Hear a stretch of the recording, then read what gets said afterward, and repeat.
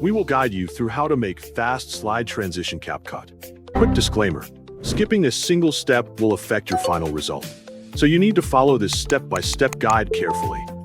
If this guide helpful, don't forget to like and subscribe. First, don't forget to comment if you still need our help or want to ask something, and we will reach you as soon as possible.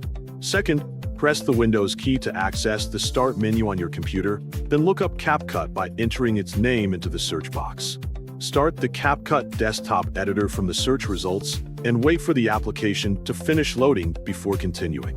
Begin a new project or load an existing one, depending on whether you are creating a fresh edit or updating a project you have already started.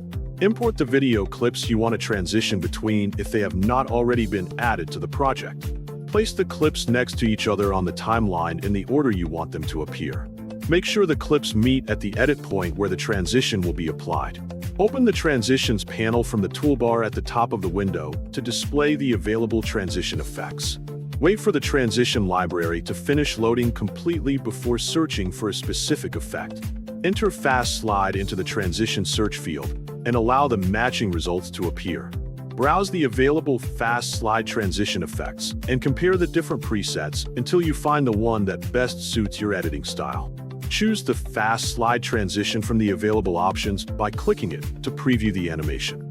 If you like the result, drag the transition onto the cut between the two clips on the timeline.